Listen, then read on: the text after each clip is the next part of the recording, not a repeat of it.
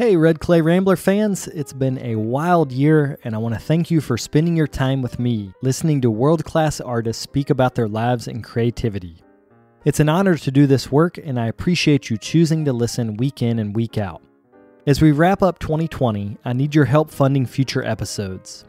I'm not on a major network like NPR or Gimlet Media. I'm a one-man operation and I depend on the support of my listeners to keep the show going. I know this year has been tough for a lot of folks, so for our fall fund drive, I've keeping my requests simple. I ask that if you're able, you commit $4 a month to the show. That's only $1 an episode to keep you inspired and connected to the greater ceramic community. I've got big plans for 2021, and your support now can help make those plans a reality. There are 2 easy ways to donate. One through the PayPal portal at talesofaredclayrambler.com/donate, or you can make a monthly pledge at patreon.com/redclayrambler.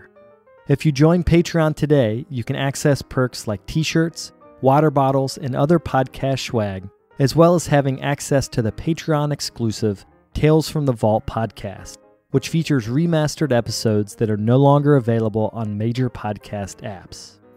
As always, thanks for listening, stay safe out there, and let's get on with the show.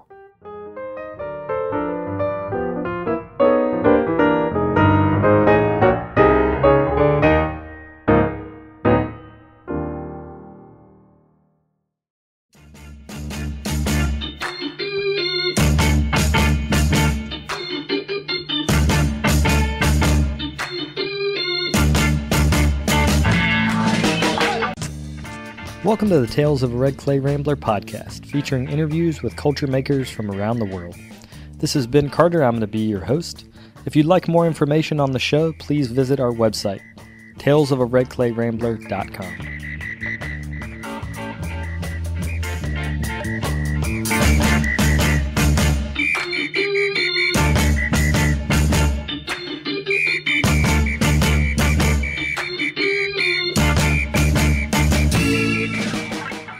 Welcome back to episode 350 of the podcast. Thank you guys for tuning in. Today on the show, I talk with Bill Brouillard about his long career in ceramics. He's based in Cleveland, Ohio, where he taught at the Cleveland Institute of Art for nearly 4 decades. If you'd like to see examples of his work, you can do that at the show notes page. That's talesofaredclayrambler.com/episode guide. He also posts quite a bit on Facebook, where you can find him under his full name, William Brouillard. You spell his last name Brouillard. Before we get to this episode, I wanted to wish everyone a happy Thanksgiving. If you're listening to this in the U.S., you're probably having a leftover turkey sandwich and maybe the last piece of pumpkin or sweet potato pie. As everyone's going into the holiday season, I wanted to encourage folks to continue to practice social distancing, wear your masks, and try to stop the spread of COVID. In the U.S., COVID has become a political hot-button issue where some people say it doesn't matter if you wear a mask and other people do. I want to tell you from personal experience, this is not politics, this is health. And unfortunately, a few members of my family have had COVID and have suffered from it. My grandfather is in a rest home in Virginia at the moment. He is, we think, going to pull through, but he's been on oxygen. He's had breathing problems. It's really taken him down. My sister-in-law, who is much younger than my grandfather, she's only in her 40s, has also had it. Same thing. It's taken her down. She has had breathing problems. She had to take off a lot of work. She's had a tremendous impact of this disease. So I want to encourage you guys to play it safe, wear the same N95 mask that you wear when you're mixing your glazes, and that will protect you from the spread of COVID. Practice social distancing, wash your hands, and practice some common sense when it comes to hanging out with people inside where the disease spreads easier. So I think that's all I'll say about that. Thank you guys for tuning in. Happy Thanksgiving, and let's get on with the episode.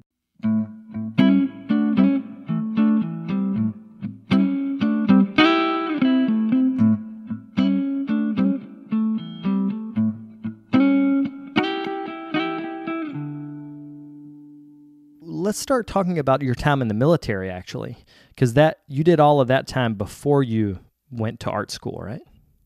That was Vietnam, so everybody was drafted, and I was actually in the Peace Corps before that.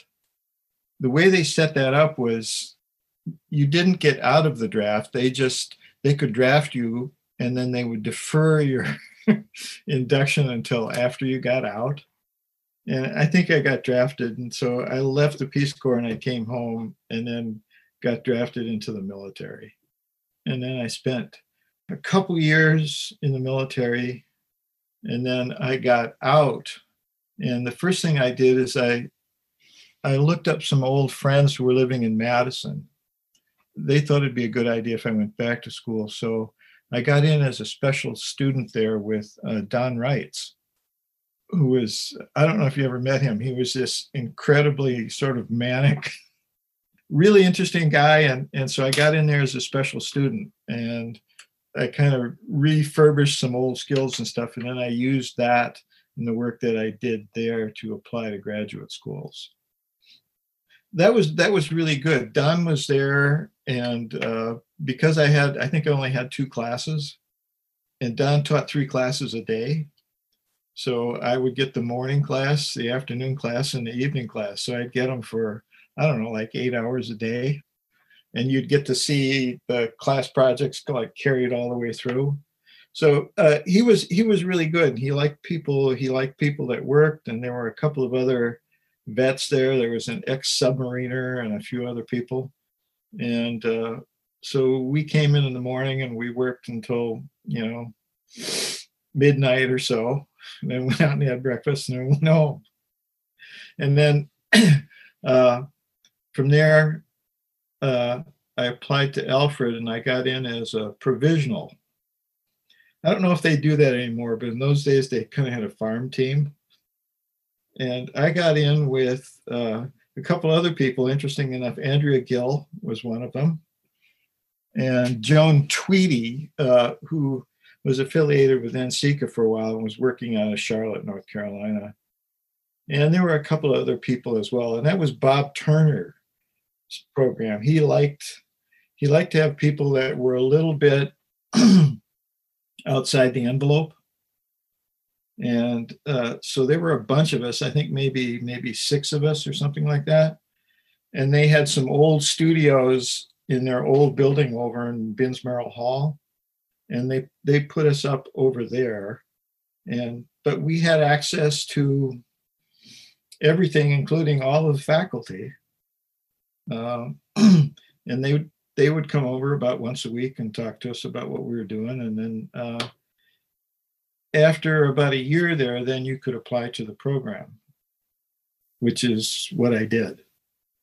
Do you think that your military experience affected your work ethic? Because when I talk to people about you, they always talk about that you work all the time and that you're tremendously productive. So was that a military thing, or was that the way you were raised? I don't think so. It's the one thing about the military you have to realize is I don't know if you've ever been in the military, but it's this really structured, and I really didn't want to be there. And so when I got out, I found myself in this college environment with all these young people, with these incredible facilities, with 24-hour access to everything, and people that just wanted to teach me stuff. And I said, this is really great, because it's I think there's lots of old expressions about you have to know one end of things to really appreciate the other. And so that's what it was. I really did love it there, and I couldn't understand why other people weren't quite as excited as I was. I said, look at all these great opportunities. It was sort of odd. There were, people in school that really didn't want a lot of criticism and about their work and things like that. And was there one? Michael Sindrick, he was the other ex-military guy there. And then I think there was one other guy who maybe had came out of the Marines. We were just as happy as we could be there. It was just unlimited opportunity. And Alfred's a really small town. I'm sure you've been there. So that's what we did. We worked. We'd wait till Mike and I would wait. He was the other ex-military guy. We'd wait till everybody left at night, and then we'd go around to all our studios and we'd critique all our work amongst ourselves, and then we'd go home. But it was, we were trying to, because we were sort of behind. A lot of the other people were right out of undergraduate school. They were making, in most cases, they were making really nice stuff. And we were kind of just getting started again. So we felt that we were really sort of behind the 8 ball. That was a pretty interesting group. There were a lot of, there was sort of like 2 groups of people. There were really young artists who had just gotten out of undergrad school. And then there was a group of us that had been out for a while in the military. Mary Law, she had been working for Byron Temple. There's somebody else who I think was a mathematician. And so it was, there was an older group and a younger group. And the older group, we felt like we were maybe there was a little catching up to do. And a lot of the younger people were making really slick, sophisticated stuff. Graham Marx was there. He was one of the young crowd. And he already kind of had a market for those big eggs and stuff that he was making. So I really do like to work. It kind of keeps the demons at bay, if you know. Sure. No, I relate. Over your career, you've made a lot of different bodies of work, in which we're not going to be able to talk about all of them, but what I wanted to start with is how you work at different temperature ranges, you work in different clays, you really approach your career, or it seems from the outside like you approach your career that you're working in a breadth of materials. So can you talk about sustaining bodies of work in different temperature ranges and different materials? Sustaining is an interesting word, because one of the things I discovered when I was at Penland, after I got out of Alfred, I went to Penland School, and Penland was this, kind of artist enclave. It was like a studio artist enclave, and almost everybody down there made a living through their work, which was very different than the academic community. And so you really got to see what people were doing, how they managed their studios. And it was interesting because, you think studio artists do one thing, and that's really not true. There was a really wide range there. So you could sort of pick and choose, different sort of styles of approaching marketing your work and things like that. And one of the things that you learn was that a lot of people get burned out. They really perfect something. It becomes, nowadays they call it your brand. It's very successful. And so that's what they do, and they become commercially successful, but it's really hard for them to break out of that and continue to develop their work, because I think they've narrowed. So in your studio, I discovered that if you always have something developing, that's a good way to stay interested. It makes you want to get up in the morning and go in and work. I called it the research and development budget, but in my high school, they didn't have art. They had wood shop. And so I started making furniture and things then. And then when I started college, I started as an industrial technology major. So we had to take fabrication classes in sheet metal and welding and machine shop and things like that. So I've been exposed to all that stuff, and I love to make things. And then when I got to Alfred, I know this is wandering. That's all right. I got an assistantship working for Tom Lacanina, who I felt was, at least for me, one of the most important faculty there. He taught freshman foundation, and he ran the wood shop. He was this really creative guy. He was not conventional at all. He worked in a lot of different materials. You could never really tell, like what he was cooking up next. And he was one of my mentors there. And so when I was there, and I was there for 3 years, I started producing furniture as well as what I was doing in the clay studio. And some of it was because it gave me a chance to break away from what was going in there. and work with some other things. And I thought it might be problematical in the end for my graduate review. And there was a little bit of a discussion, if I'm remembering this correctly, as to whether or not I would exhibit some of those pieces in my thesis show. The faculty decided that for me. They told me that I had to put that work in. And then I got to, at Penland, I was almost exclusively clay, but you're exposed to, in the years that I was there, you're exposed to literally hundreds of craftspeople from all over the country. And we had people that were metalsmiths working as part of the residency program, things like that. So you're exposed to all that stuff. But I was mostly trying to make some kind of market for myself in clay. And then when I got hired by Cleveland Institute of Art, they had this big design program and they had nice shops and things like that. And then once I started teaching, then that's the part where the students want to know everything and you only know just a little. And so you have to learn a lot of things, but I could start doing some of those things that I had done when I was in high school and other things. And I always been interested in that. But I guess my work is primarily clay, but what would be the analogy? It's like going to a big party where you don't know anybody and you get introduced to them. And then the next time you go, so-and-so and so-and-so. So once you know those materials and that becomes part of your sort of artistic gestalt, if you will. So when you're thinking about ideas, you can go a little bit outside of the clay envelope and start to bring those in. And then there's a lot of downtime in clay, and some people fill it with some things. But it's nice if you can always have something else to go to. So even though it seems maybe a little distracting, usually in my studio I would have some Majolica work there because it's kind of a slow process. You really don't touch wet clay. Some of those big plates take a week to paint. You don't want to sit down and do 10 of those. Yeah, that drives you crazy.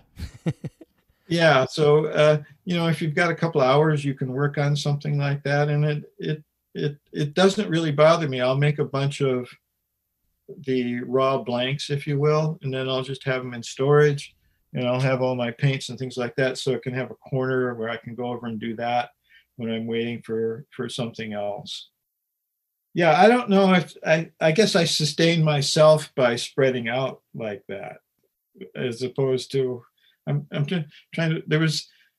It had to do with your original question, but yeah, how do I sustain that as though that's the effort?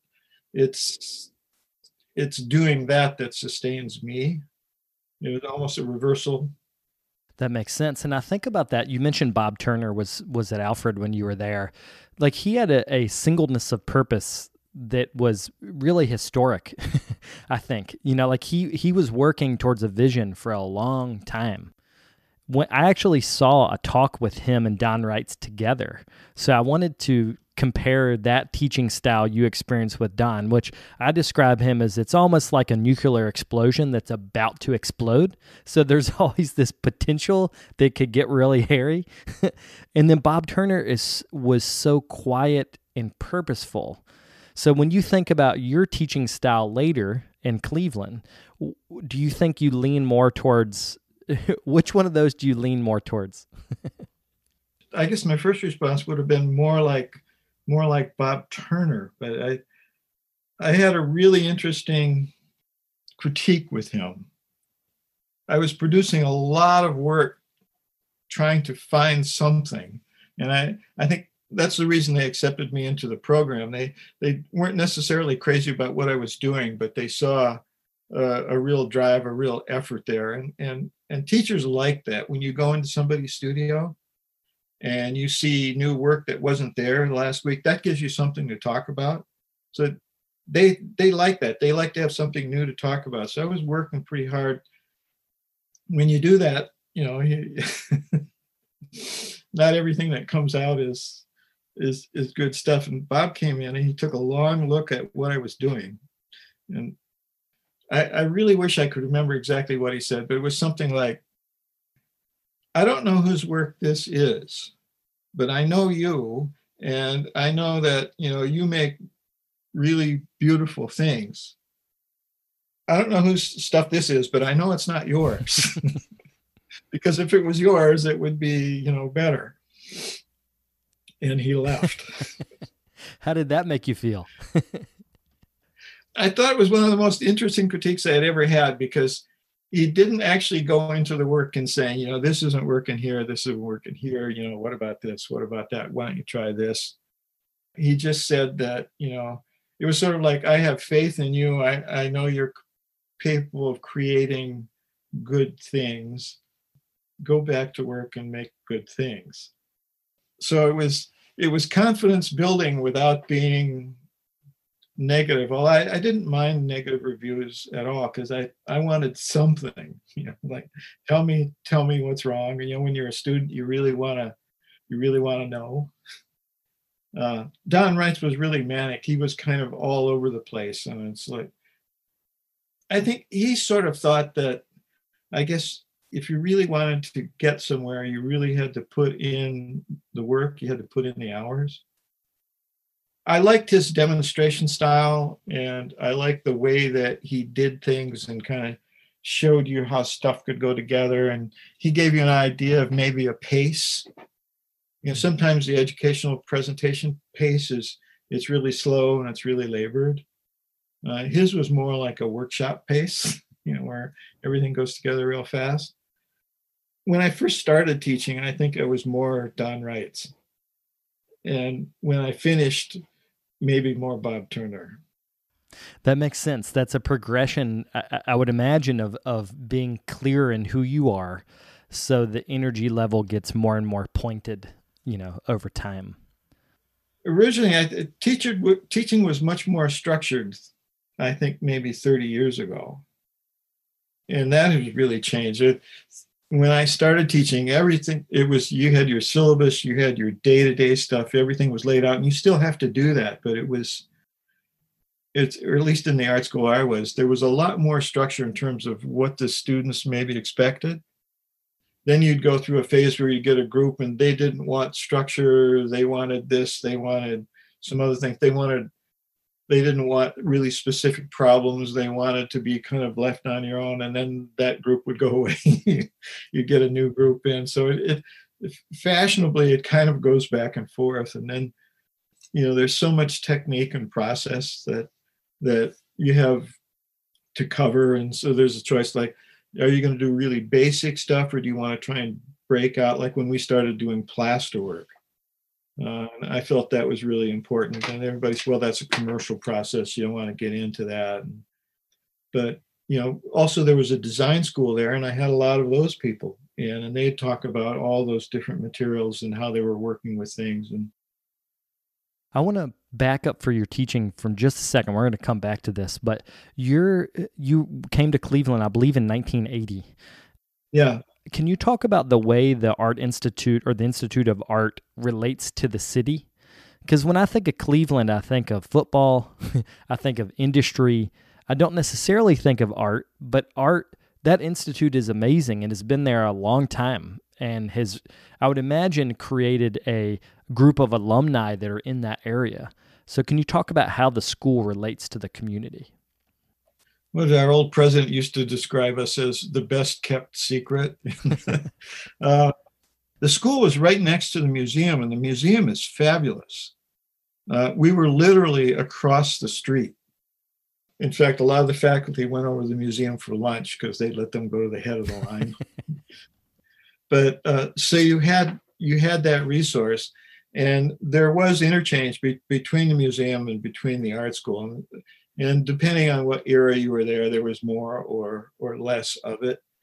It was also a really big design school, and it was tied into the automotive industry in New York and a lot of toy companies and things like that. So all of those parts of the school were pretty well connected to industry. The art school was a little bit different, but it was it was very much a fine arts. That part of it was very much a fine arts thing. It was painting and sculpture and drawing. You'd go to a painting critique and there'd be like 12 faculty there. And you'd go to a glass or metal ceramic critique and there'd be, like four faculty there. Yeah, there are a lot of artists in the area. It was a culturally rich area. Cleveland is kind of funny. It's like a two-sided town. There's the west side and the east side don't necessarily mix. The west side is considered, blue collar working, The east side is where the symphony is. It's where the art museum is. It's where the art school, the natural history museum. We're on sort of museum row over there. So it was a good place to go. And there was a long history of artists and painters, and the fine art faculty was pretty established, and they were pretty well known. So they were connected, but the school maybe didn't have the reputation it should have had, and it was a 5-year program, which is unusual. I've never actually heard of that, of a 5-year program.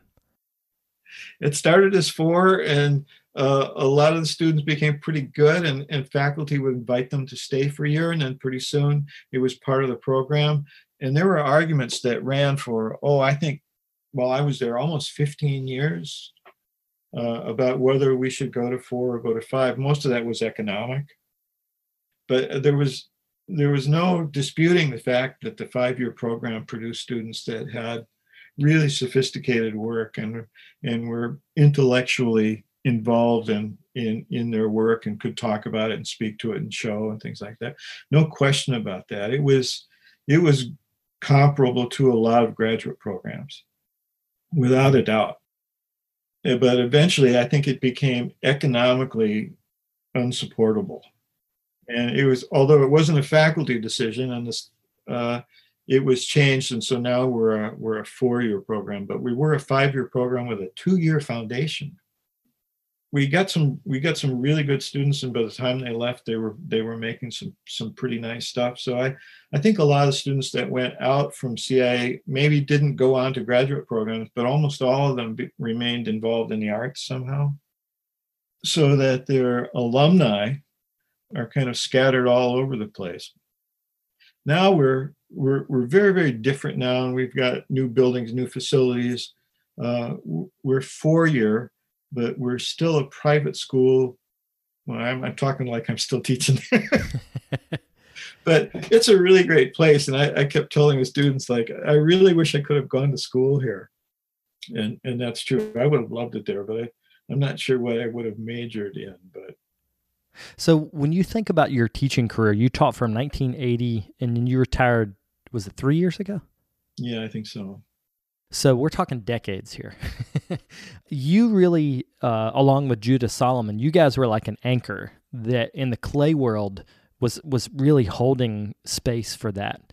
So when you have a long teaching relationship with another professor, how do you decide, I'm trying to think of how to ask this. You brought strengths to the table. She brought strengths to the table. How do you come together to make the best department?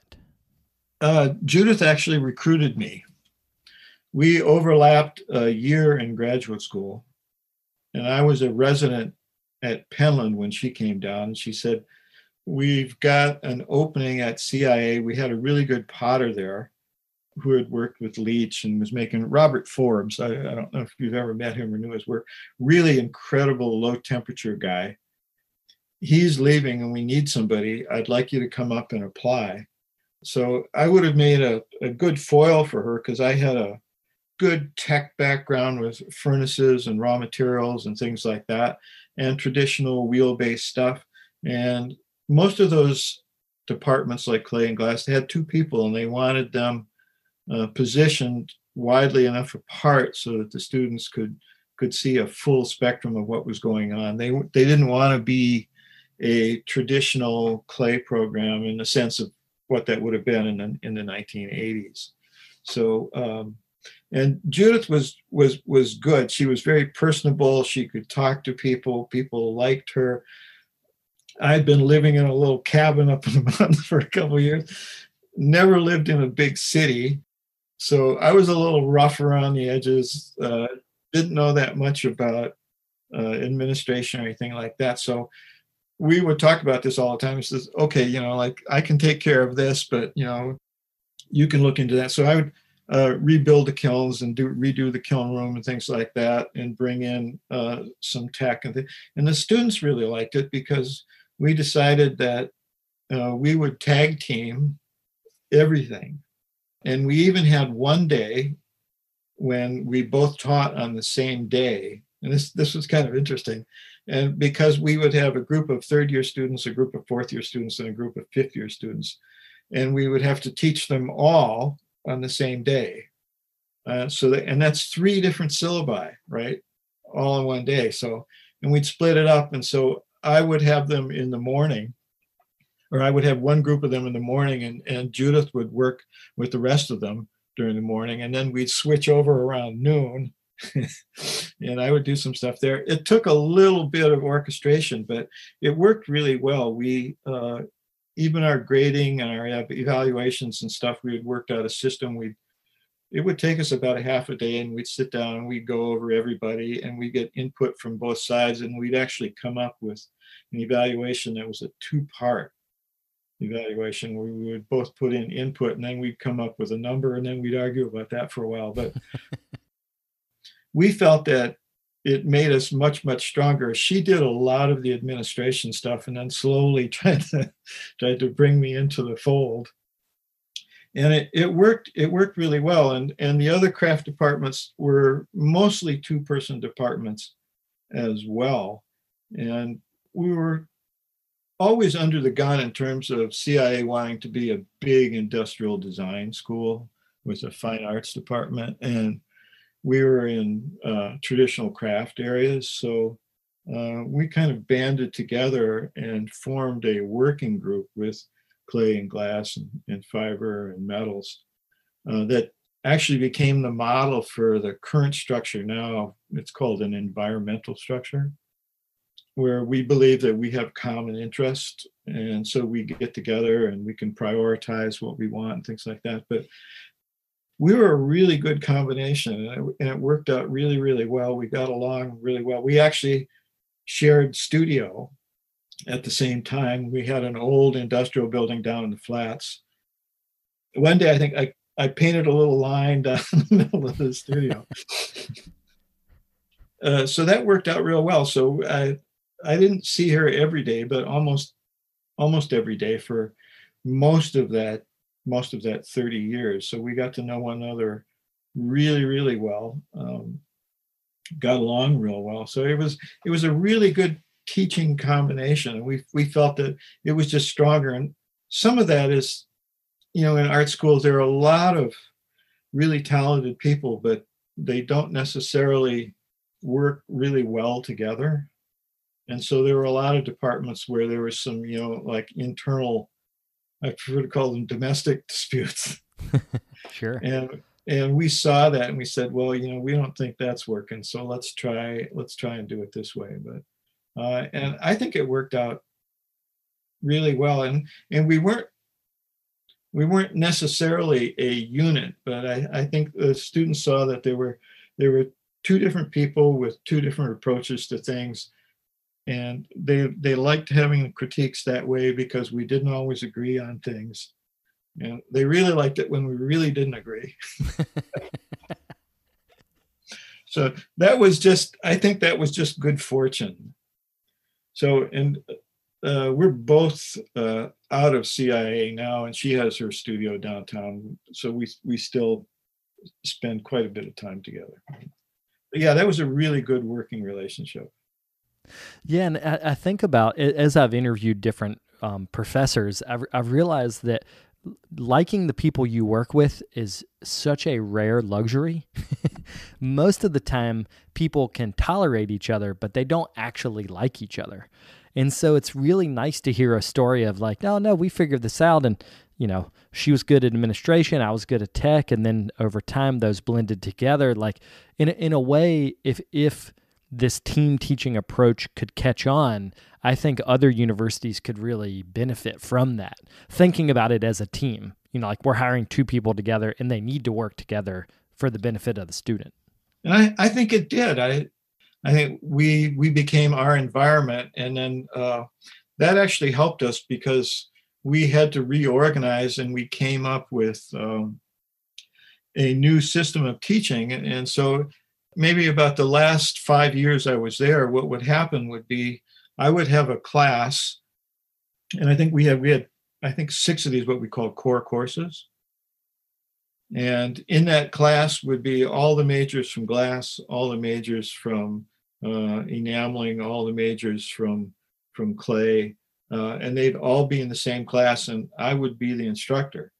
And we would have a little bit of lecture, presentation, review, and then it would be breakout into studios, and then it would be one-on-one.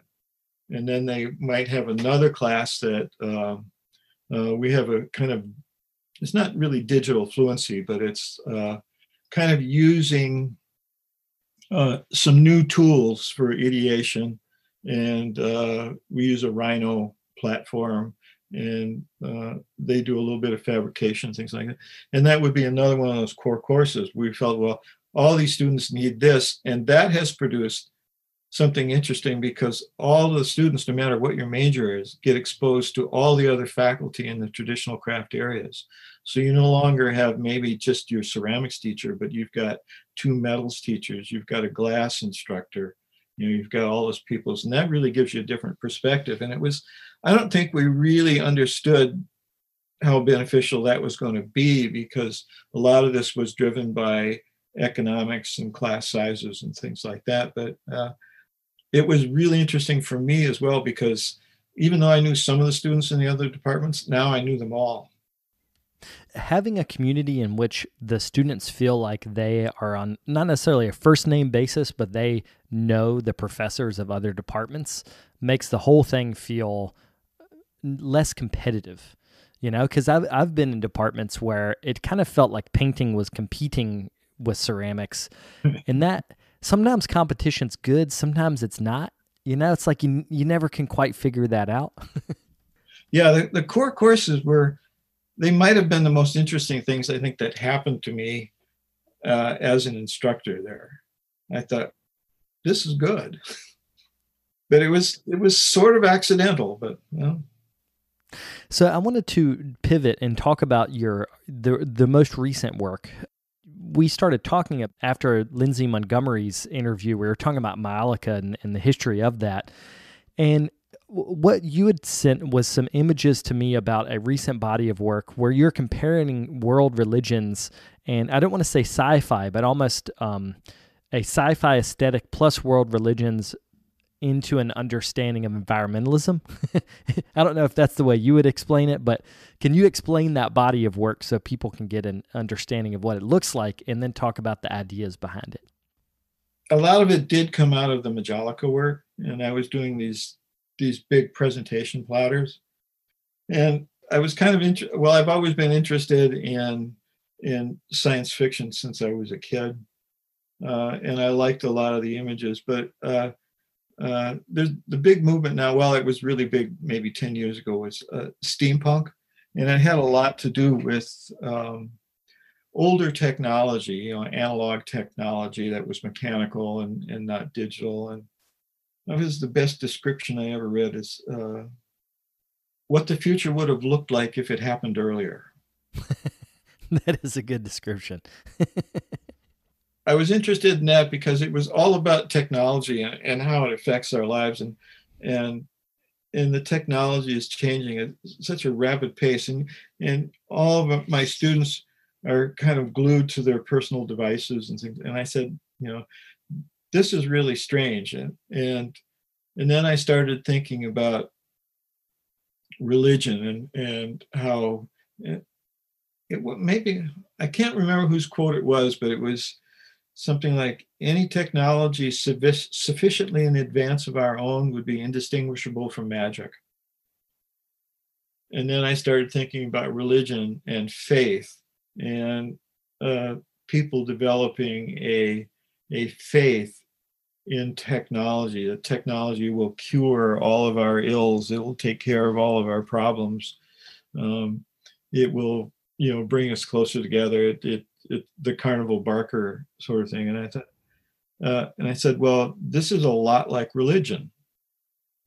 And so I started producing what I call icons, like the medieval icons and Eastern Orthodox icons. Really, really beautiful things, super, super stylized. And they had these really odd patinas because they'd be really old, they'd be repainted, they'd be covered in metal. Most of them were narrative, and they were objects of veneration. And I said, well, isn't that the way people think of technology now?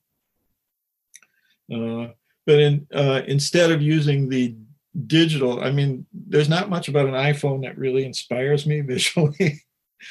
But older machines were really beautiful things, and they actually had an artistic aesthetic. They weren't just made for doing something. They were made to look a certain way and do something.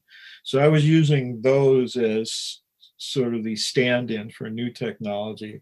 So I started making these pieces, and I think I sent you some images. There was a group of wall tiles.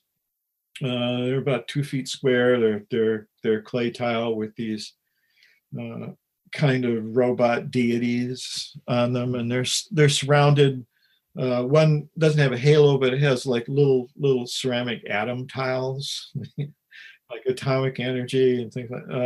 And the others, they're surrounded by borders of nuts and bolts and things like that. And so I'm really looking at them very much like a religious icon, and you hang them on the wall. Maybe in the 60s, almost every Catholic household used to have a little household shrine, and there'd be a religious image on it, and then there'd be a little drawer that you could pull out, and there'd be a picture of JFK and a bottle of holy water and a Bible in there.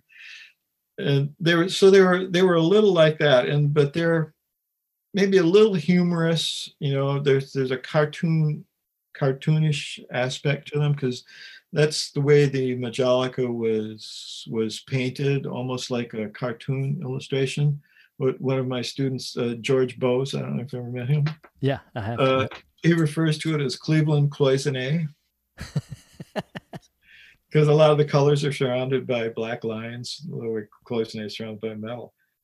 But yeah, so those started with the Majolica platters, and I think the last two that I did, I don't know whether you got images of, was one of a mechanized Buddha, and that was the first really overt reference to organized religion. And the next one, and I think the very last one in that series, was Steampunk Black Madonna, after the little place in Eastern Europe where they have this really famous painting called the Black Madonna. And it's only black because they use candles in the church for, like 800 or 900 years. But supposedly the church was invaded, and one of the soldiers was going to cut up the painting, and he had cut 2 slashes in the cheek of the Virgin Mary, and then he died suddenly. And even though they overpainted the Madonna, the scars kept coming through.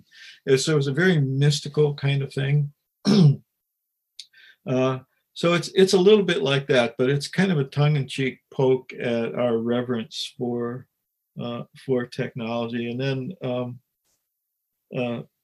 Mary Jo Bowl, who works down in Columbus, and we shared studio together for years, told me that they were going down to this brick company, and they were usually they would work actually in the factory, but because of the pandemic, they had said, well, you can just come here and take all these wet bricks and take them back to your studio. And so I've been working on a series of those, which I delivered yesterday. So they're about the same size. They're like 2 feet square, and they weigh 150 pounds each. We should describe that work. You're carving wet bricks into a low relief. Some of the relief is like 1.5 inches deep or something like that. I guess maybe okay. That's still low relief. The first ones, the first wall pieces, they were 60 or 70 pounds, but the relief was maybe 1 inch deep. at the most. The tiles were maybe 3/4 inch with another layer of a 1/2 inch or something like that on them. But these were the brick were 4.5 inches thick.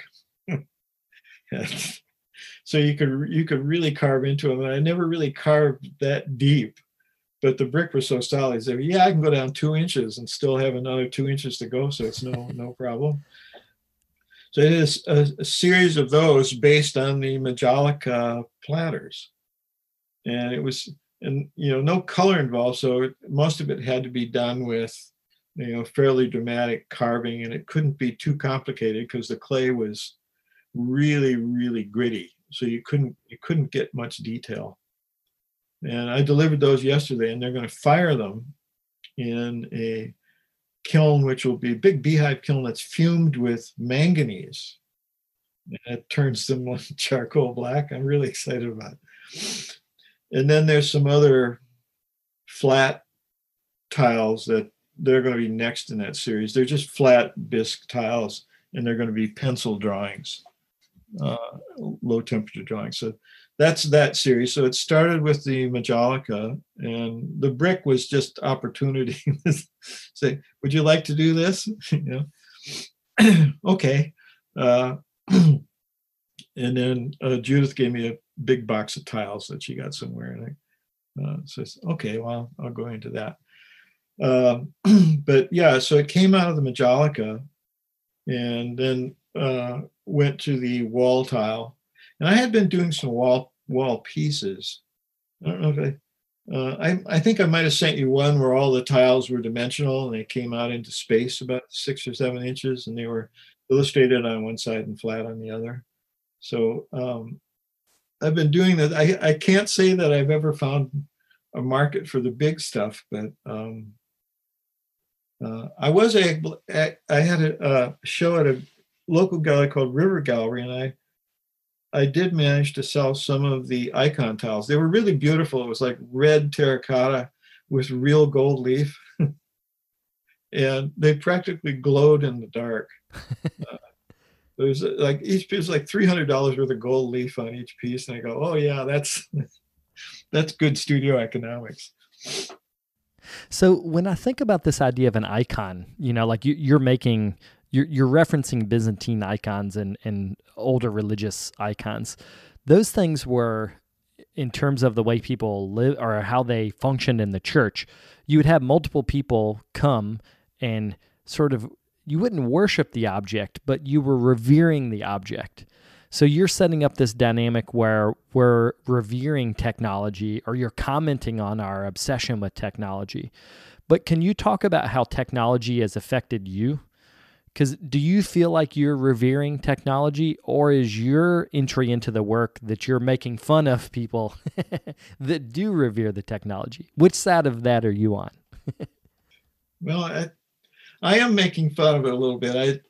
I do think that our reverence for technology, we might be giving it too much importance, or almost anthropomorphizing it, like giving it human characteristics and qualities that it doesn't have, like it's an entity that's capable of some kind of thought that's going to lead us someplace. I'm a great believer in technology as a tool. And I think one of the big battles that a lot of educational institutions fought or had to deal with was the importance of new technology in education and the curriculum. I think the mistake that we made was we made it too important. Like, again, like it had some kind of presence, or I think we should have approached it as a tool that we could add to the tools that we already have. But I think it was because it was really jazzy, it was really sexy, and you could get a lot of money and grants and things like that for it. That it wasn't so much the application of it as it was, well, it's almost like when you get when you get into an art program and what's their philosophy? Do they want you to develop your ideas first and then give you fabrication? Or do you want to teach fabrication and process first and then, okay, go on and find your ideas? And obviously you want to mix the two together. But I think with technology, it was all about process and fabrication first and not idea development. So I guess that's where we ran into trouble. And I think we gave it too much importance. And I think we should say, well, and then we had students that I think because that became technophobes and they didn't want to incorporate it, they wanted the real thing. They wanted the cabin in the woods with, mud on their hands kind of thing. But I think, yeah, there are marvelous tools. I got to take this ShopBot course, and it was just an intro course. We had just gotten one of these machines. And it just so happened that what the ShopBot could do was a really, really good fit for some of the things I've been working on. And I've been doing it all with hand tools and saber saws and things like this. And because I needed, some pretty involved cuts and corners and things like that. And this thing did it all. It did it. But of course, you had to learn 2 different operating systems. And plus you had to learn some more software just to be able to use it. So the learning curve was really, really steep. And one of the things I was able to make was something I called a mechanics bench. And it was based on an old style wrench that had a nice kind of sine wave S curve in it. But I needed about 80 of them, and they had to be identical. So it was a perfect ShopBot project. So to actually cut the shapes, I think took, maybe 2 hours. To sand them all and finish them took a week and a half. Like new technology, but then it doesn't do the whole thing. But and I got 2 benches out of that, and I really loved that. I thought it was a wonderful machine, and what it allowed me to do was to take a couple of ideas I had for furniture based on industrial materials like plywood and steel and rubber and things like that, to make fine furniture out of, let's just say, construction materials or industrial materials. There's that kind of materialistic snobbery about materials, like bronze is better than plaster, gold is better than silver, porcelain is better than earthenware, that kind of thing. And I had made some prototypes, but because I had the prototypes, I could take those and plot them out in software and then have the machine do a lot of the labor-intensive cutting and things like that. So they would actually be reproducible, a little bit more like a design problem than a fine art problem. So I like that. I like that part of it. And I love the technology involved around parameters. Kirk Mangus and I had this long running discussion about this kind of thing. I had helped him build his anagama at his parents' house out in Pennsylvania. And I said, they have these new things now. They're a couple $100, but they're really, really great. And they tell you how hot your kiln is. And they don't fall over and melt and things like that. He was really resistant. He was really resistant to it. Then he went out and did a workshop. This guy had his anagama all wired up with barometers.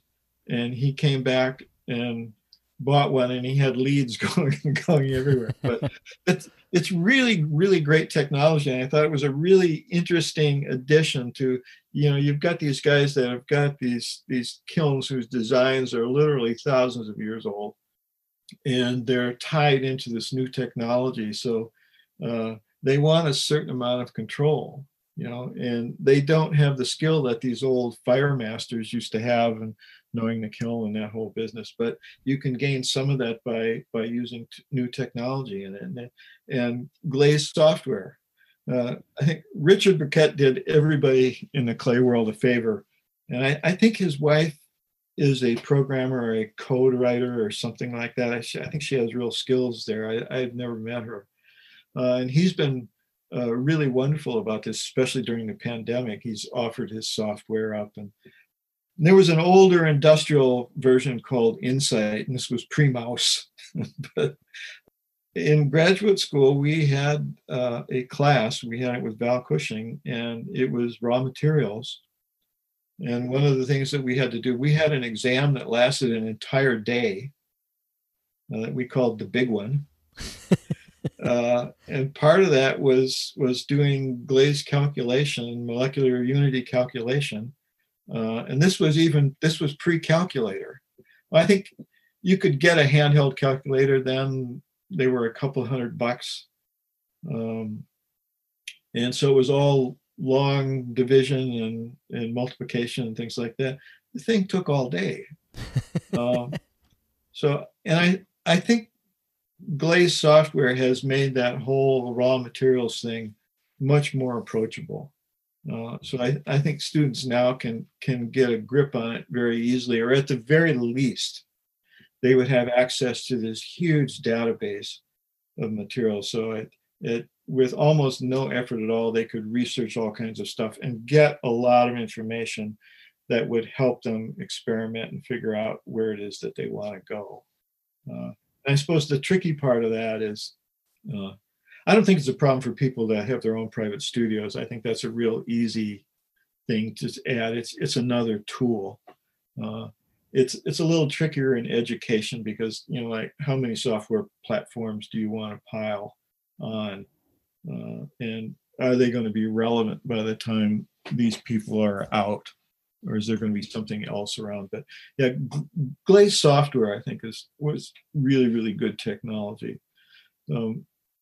I sometimes always use this expression when we're talking about technology and how it affects our work. And I said, we still use pointed sticks. We do. And they're really handy. And a pointed stick does a job that a lot of other things can't do. It's this really simple tool. But I don't know where we would be without them. And I wrote up a little thing. It was called my 12-step program, like the Alcoholics Anonymous 12-step program. And one of the tenets was, look for new tools and new technology and see if that fits what you're doing and you can adapt it to your work, or will it allow you to do something that you weren't able to do before? And I think that's what's nice about some of these new three-dimensional software programs is that you can print something that you probably couldn't make any other way, the same way you can make things with wheel that you can't make a lot of other ways, or you can make things using a particular. So it's another tool that you can use. But I forget who gave this lecture. It was an early lecture on 3D printing and ceramics. And what they did was they took a very kind of Asian, Japanese, Zen-ish tea bowl, and they 3D scanned it. And then they printed it in clay, and then they fired it. And I thought, what would I have chosen if I was going to give that lecture? And it wouldn't have been that tea bowl. It would have been something that made better use of that new technological platform. Let's do something that I couldn't figure out how to do, or that it would be insane to do any other way. And I thought that, printing that kind of Zen tea bowl it's almost totally alien to what that bowl was about. So it was an interesting juxtaposition. Like, it would be a great exhibit to put that one maybe next to a real one in a museum and then talk about that. Well, I wanted to wrap up the interview talking about your understanding of color. As I was doing some research, someone mentioned that you're colorblind, or that you're red-green colorblind, right? Yeah, I found that out when I went into the military. Because your Malico work uses the whole color spectrum. So how do you pull this off? Well, I'm sure you know this, but in clay, nothing is the color that it's going to be. Your clay your clay color isn't the same when it's wet. It's not the same that it's going to be when it's bisque. The glazes in almost every case, although they may have a tint or something, because a lot of people will color their slips and things, but old style slips and glazes, you didn't know what color glaze was going to be. If you looked in the bucket and it was a really dark red, you figure, well, there's a lot of iron in there, but there was a lot of stuff that was kind of off-white or what. You don't know what it's going to be. It could have been green. It could have been blue. It doesn't take much cobalt. So nothing is the color that it's going to be. And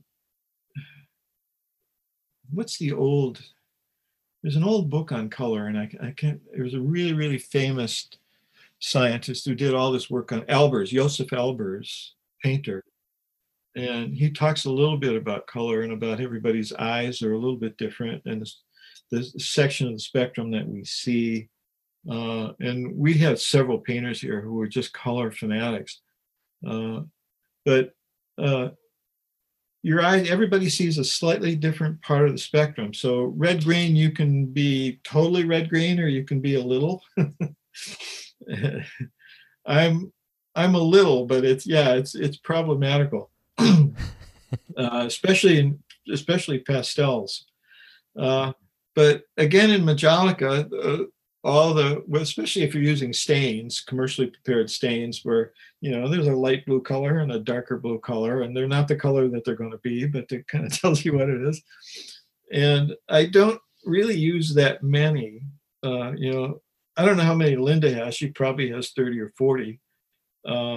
Stan Anderson, I think, has maybe 6 that he uses, and I think I might use 8.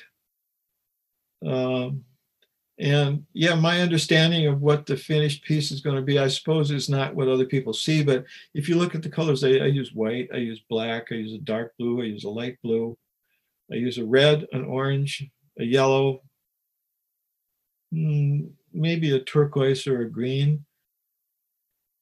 So I'm not in a lot of trouble. I know it says dark red, and I know it says orange.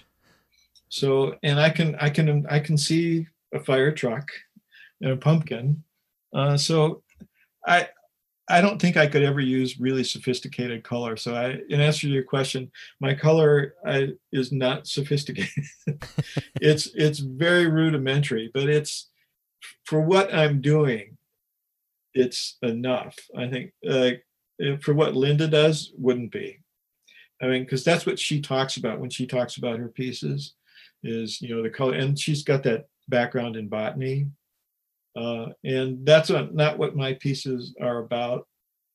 It takes a fairly simple render, just enough color to animate it and give it more of a cartoonish look. And I think it relates to the sci-fi aesthetic or the steampunk aesthetic. Yeah, it would be a little bit, like the covers of the old science fiction books, kind of lurid with the robot and the guy with the space helmet on and things like that. So I don't think it's a real problem for me, and nobody really complains to me about it. And my other work in stoneware is pretty straightforward. Those colors tend to be kind of earthy. And I looked at a lot of color images, and I know that people are using Chinos, or they're using iron saturates or plum saturates. Although I did get into trouble in grad school, again, with the big one. And there were a lot of questions about gray-green versus gray-blue celadons, what the primary flux was. And one of the other guys in the class, whose name will be unmentioned, also was colorblind. And we couldn't tell whether we were looking at a gray blue or a gray green. So it was a bump there. And sometimes we would go to exhibitions together, and we would look at usually wall-based paintings, and talk a little bit about it. But I don't think it's been a real problem, although I think some people are horrified when I tell them that. Well, I brought it up because my wife tells me I'm colorblind, which I'm not. But we can't agree what the color of one of our cars is. I think it's gray. She thinks it's blue. And I'm like, it is not blue. But it's funny that her family's eyes are similar and my family's eyes are similar. So we tried to break our argument with getting her dad to tell us, and he said, oh, no, it's what she thought it was. So it makes me think about how we're all adjusting. We kind of all agree red is red, but it's not the same red. We all see a little bit different red and a different all colors, really. Yeah, you would. It's genetically linked. And my understanding, maybe fault, is that males don't carry a gene for it one way or the other. So that if your mother carries it as a recessive, your chances of being colorblind some way are about 50-50. But we can't pass it on. And there are lots of different ranges, but the most common is red-green. So we used to test all our students at CIA. That was part of their freshman induction, would be a test for color vision. Oh, interesting. That makes sense, because if they're in a painting color theory class, it's good for them to know that the colors they're seeing are going to be different, and it doesn't mean that they're going to fail as an artist. They just have to work around that.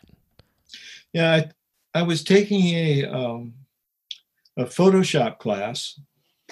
Now, I think I told you this, now that I'm no longer teaching, I have time to upgrade some of my skills. So I was taking a photo class with a CIA graduate, a really wonderful photographer by the name of John Wayne. And I was talking to him because there were a lot of color problems. So he'd start with an image of this big bowl of fruit. And then he'd say, well, I need you to correct the color on this. And he says, well, there are different ways to do that. And he says, I can teach you how to do it by the numbers. He says, every color has a number. So if you kind of know what this is, then it was just insanely complicated. And you break this thing down and you have all these different filters and stuff, but you could do it. But I said, I'm going to have some issues here. And then we had to do restoration on another photograph that had these two kids wearing pink suits. And so that was a problem, but we had to do it by the numbers, but I did okay. Well, to wrap up, can you leave a way that someone could contact you in case they wanted to talk any more about your work, and also how they can see the brick tile project? The brick tile piece, I'm going to put that on Facebook, or they could use my email, which is wbrouillard@cia.edu. And the spelling is Brouillard. Well, thanks, Bill. I appreciate you taking some time to do this interview. It was good to meet you. Do you know the band? That was my other big question.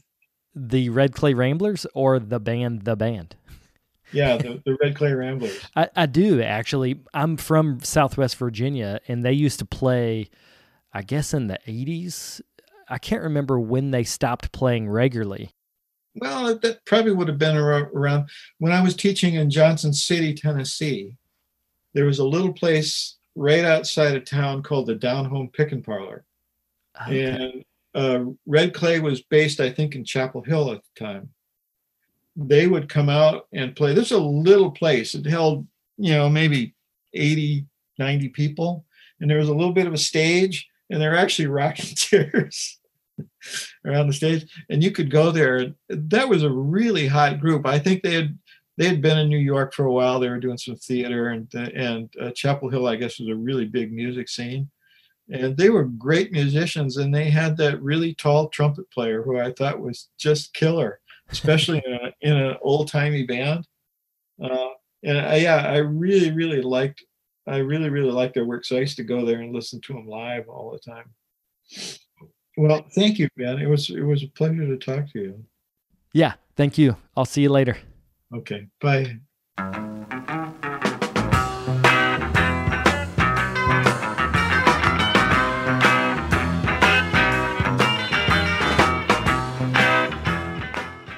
I'd like to thank Bill for taking the time to do this interview. It was a pleasure to chat with him and talk about his work. Before we go, I wanted to throw another plug out there for our Fall Fund Drive. We're raising money for episodes that will be produced in 2021, and I could really use your support.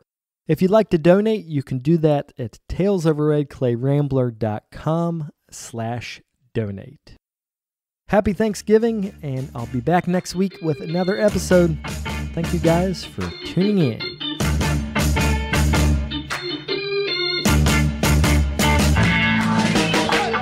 If you'd like more information on the artists on the show, or if you'd like more information about the workshops and events that I'll be having in the next couple months, you can follow me on Twitter, Instagram, and Facebook under Carter Pottery. Another great way to support the show is to leave me a comment on iTunes. To do that, search Tales of a Red Clay Rambler under iTunes Podcasts, and you'll find a page that's linked to our show. Thank you guys for the support.